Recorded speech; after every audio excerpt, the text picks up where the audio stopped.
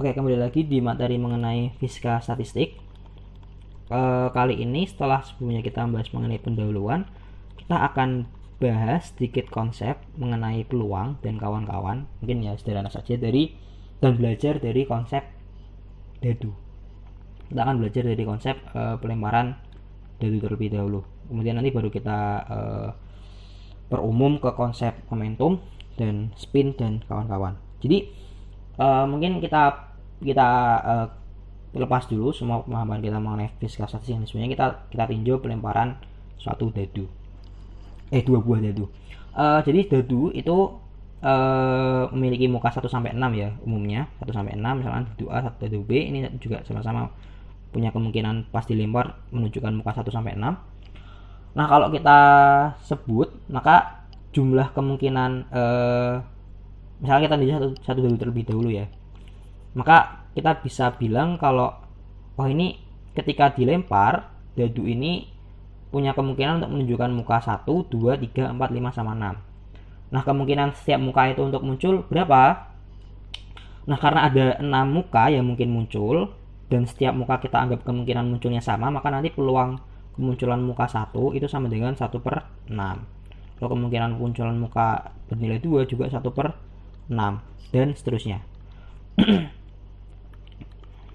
Nah, kemudian bagaimana kalau kita, nah ini kemunculan muka 1, muka 2, muka 6 itu juga sama dengan kalau kita definisikan ketika ada dadunya dilempar lalu kemudian muncul muka, itu jumlah total mukanya berapa? Karena cuma ada satu dadu, maka jumlah total mukanya ya sama dengan jumlah muka yang keluar itu gitu. Nah, gimana kemudian kalau ada dua dadu 1 sampai 6 juga 1 sampai 6 lagi. Nah, dadu yang kedua itu juga punya, misalkan kita sebut dadu 1. Nah, nanti dadu yang kedua itu ketika dilempar juga punya kemungkinan untuk muncul muka 1 di situ sama dengan 1. Muncul muka 2 sama dengan 1/6 juga dan seterusnya. Muka ke-6 sama dengan 1/6. Nah, kemudian mungkin kita juga bisa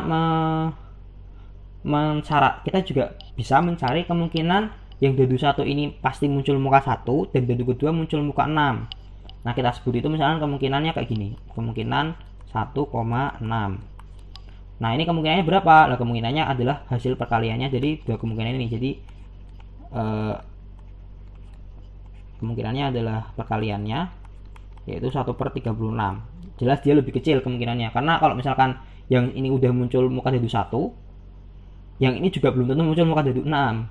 Jadi yang ini aja kemungkinan muncul muka dadu 1-nya udah kecil, ini muncul 6 juga lebih kecil, maka nantinya hasilnya harus lebih kecil, yaitu dikalikan seperti itu.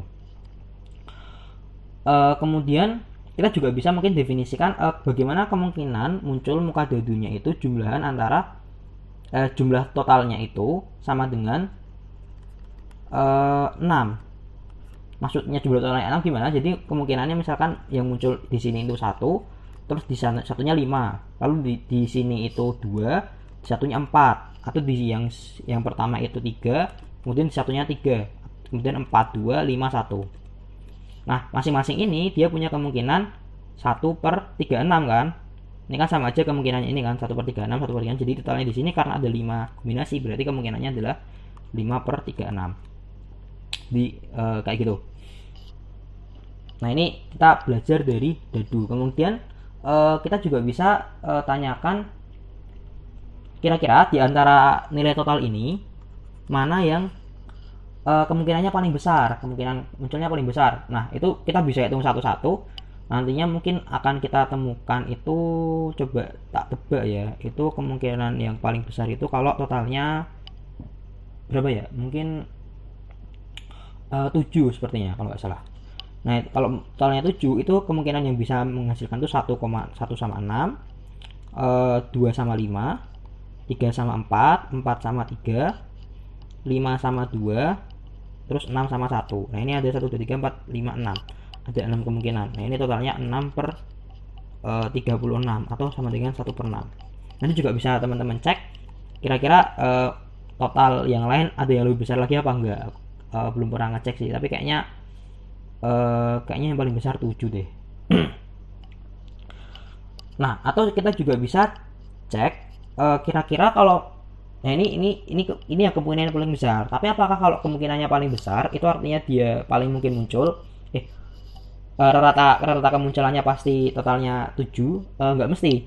Bisa juga kemungkinannya nggak seperti itu. Misalkan kayak gini. Misalkan kita punya atau kita punya yang disebut sebagai nilai harap. Nilai harap itu apa? Nilai harap itu misalkan kita lemparkan dadu ini sebanyak 100 kali, maka terus kita jumlahkan setiap totalnya itu kita jumlahkan, maka ratanya nanti berapa?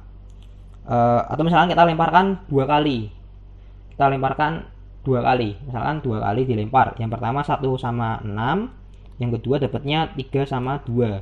Ini kan kalau kita totalkan jumlahnya itu sama dengan 1632 12. Wah, totalnya 12 dibagi 2 pelemparan, hasilnya 6. Nah, ini berarti nilai rata-rata yang muncul. Nah, kalau misalnya kita lemparkan 100 kali, itu nanti nilai rata-rata berapa yang muncul. Totalnya jumlahkan semua dibagi 100 itu hasilnya berapa. Nah, itu nggak mesti yang paling berpeluang besar. Misalkan kayak gini, misalkan yang nilainya totalnya 1 itu ada 5 nantinya. Meskipun ini ya, kita anggap misalkan lucu gitu ya tentunya. 1 itu ada 5, lalu 2 itu ada 6. Lalu misalkan yang muncul nilai 3 ini paling banyak, misalkan ini bidadari dadu ya, kita anggap bidadari dadu. Karena kita punya eksperimen lain, kemunculan nilai 1 itu 5, kemunculan nilai 2 itu 6, kemunculan nilai 3 ini paling tinggi 7. Tapi kemudian kemunculan nilai 4 itu 6, lalu kemudian kemunculan nilai 5 itu 6, lalu kemunculan nilai 6 itu juga 6. Kalau kita jumlahkan jadi berarti kan ini 1 ada 5 kali, berarti 5. 2 ada 6 kali, berarti totalnya 2 kali 6 12. 3 ada 7 kali, berarti 21. 4 ada 6 kali, berarti 24. Terus ini 30, terus ini 36. Kita jumlahkan lalu kita bagi jumlah totalnya 5 6 7 6 6 6 6. Atau ini berarti 24 tambah 12 36. Ini jumlah totalnya nggak mesti sama dengan 3, meskipun 3 ini yang paling sering muncul. Bisa aja mungkin 3, berapa atau justru 4 dan sebagainya. Jadi beda antara yang paling mungkin muncul yang nilainya maksimal peluangnya dengan nilai harap. Oke. Nah, kemudian dari sini nantinya kita bisa coba beralih ke terus misalnya gini. Sebelumnya kita gini dulu. Ini yang totalnya 6, itu kita sebut sebagai 6 ini sebagai keadaan makro. Kenapa? Ya karena kita cari peluangnya ya keadaan makro itu. Lalu kemudian setiap kemungkinan ini kita sebut sebagai keadaan mikro. Kenapa? Karena ya ini yang kemudian kita tinjau ini yang sebenarnya terjadi. Jadi yang sebenarnya terjadi itu kemungkinannya 1,5, 1 sama 5 yang muncul, 2 sama 4, 3 sama 3, 4 sama 2, 5 sama 1. Tapi yang kita inginkan itu kita cuma ingin tahu kemungkinan dia muncul angkanya totalnya 6. Nah, itu yang kita inginkan, yang kita ingin tahu itu keadaan makro, yang sebenarnya terjadi itu keadaan mikronya. Nah, di sini jumlah keadaan mikronya adalah ini 5. Jumlah keadaan mikro total yang mungkin ada 36. Sehingga probabilitasnya 5/36 kayak gitu ya. Itu sederhananya kayak gitu. Nah, kemudian ini bisa kita perluas. Misalkan kita ngomongin suatu partikel dengan spin, partikel yang punya spin. Sederhana dulu dari yang diskrit dulu. Partikel punya spin, misalkan ada partikel A, dia kemungkinan spinnya positif dan negatif, atas dan bawah. Kalau spinnya atas itu dia energinya sama dengan H/2. Kalau ke bawah nanti energinya sama dengan minus H/2. Nah, ini kan gampang ya, kalau kalau dia punya H/2 berarti pasti dia state-nya ke atas, keadaannya ke atas. Kalau H/2 dia mesti ke bawah gitu. Nah, kemudian gimana kalau ada dua partikel A sama B? Nah, ini kan kemungkinan posisi yang bisa dihasilkan itu atas sama atas. A-nya atas, B-nya atas, A-nya atas, B-nya bawah, A-nya bawah, B-nya atas, B-nya bawah, A-nya bawah juga. Nah, yang ini itu hasil energinya H/2 dikali 2, yang ini H/2 dikurangi H/2 jadinya 0. yang ini total energinya 0, yang ini total energinya minus Hb. Nah, kita sebut energi ini sebagai keadaan makro misalkan, karena yang kita lihat di luar ketika kita mengukur itu yang kita ukur tuh energinya, bukan spinnya. Kita nggak tahu spinnya di mana, itu nggak tahu, yang kita tahu cuma energinya misalkan kayak gitu. Nah, kita lihat di sini bahwa energi 0 itu punya jumlah keadaan mikro 2, sedangkan yang lain itu masing-masing Hb dan min Hb itu punya jumlah keadaan mikronya masing-masing 1. Kita bisa cek di sini, berarti energi 0 ini energi yang paling mungkin ditempati oleh yang paling mungkin dihasilkan oleh kombinasi atau konfigurasi A dan B kayak gitu. Nah, kemudian kita masuk ke sistem yang lebih kompleks, yang lebih ribet, yang lebih banyak kemungkinan keadaan mikronya, yaitu sistem yang misalkan partikel di osilator harmonik, yaitu misalkan ada suatu massa kayak gini terus diikat pegas. Nah, misalkan ini bisa kita cek kayak gini. Misalkan kita kasih energi 5 joule, kan masanya bakal berosilasi. Jadi ketika masanya sedang berosilasi dengan energi total 5 joule, itu kita nggak tahu kan dia berada di mana. Nah, setiap kemungkinan keadaan tempat dia berada serta kecepatannya saat itu berapa, itu yang nanti disebut sebagai keadaan mikronya. Nah, bisa kita gambar kayak gini. Jadi kan dia posisinya ada di satu dimensi ya, kanan kiri. Berarti Q X atau posisinya. Lalu kemudian yang momentum kita taruh garisnya di tegak lurus dengan Q-nya gitu. Jadi kayak sebuah ruangan 2 dimensi kayak gini. Nanti kalau dia punya posisinya di sini misalkan di kiri, maka nanti dia kita sebut Q-nya ada di sini. Ini akan kecepatannya misalkan ke kiri juga, berarti P-nya kita taruh di bawah kayak gitu. Nah, ini berarti posisinya di ruangan ini, di ruangan yang kita buat ini ada di sini. Nah, ruang ini disebut sebagai ruang fase. Gampangannya dia cuma ruangan yang intinya ya kalau kita mau ngegambarin posisi sama momentum benda secara bersamaan itu di ruang fase ini kayak gitu.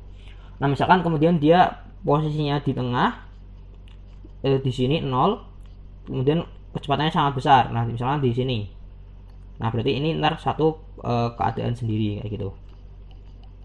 Nah, misalkan dia posisinya di kanan sendiri pas kecepatannya 0, dia juga energinya sekian. Nah, kalau kita cek misalnya di sini aja deh.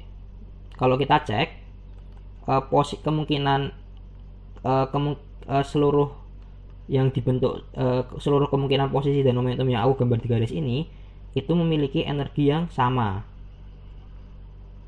Jadi kalau partikelnya punya energi 5 joule, yang kita taruh di massa itu punya energi 5 joule, maka kemungkinannya itu di semua titik yang ada di garis ini tuh loh. Dan ini sangat banyak jumlah keadaan mikronya kayak gitu. Nah, ini contoh sistem yang kontinu, yang keadaan mikronya bahkan mungkin kita bisa sebut tak hingga. Meskipun dia tak hingga, nggak berarti dia nggak bisa dibandingkan dengan ketak hinggaan yang lain kayak gitu. Nah, tapi kondisinya gitu. Jadi energinya di sini sebagai keadaan makro, lalu kemudian momentum dan posisi sebagai keadaan mikro. Lalu apakah ada keadaan makro yang lain? Keadaan makro yang lain ya banyak. Kayak misalkan keadaan makro itu semua yang kita ukur ketika kita ngomongin termodinamika itu semuanya bisa kita sebut sebagai keadaan makro sebenarnya. Misalkan entropi, lalu misalkan suhu, tekanan. Nah, itu semuanya keadaan makro. Nah, setiap keadaan makro itu berkorespondensi atau memiliki hubungan dengan keadaan mikro tertentu dan jumlahnya tertentu juga kayak gitu.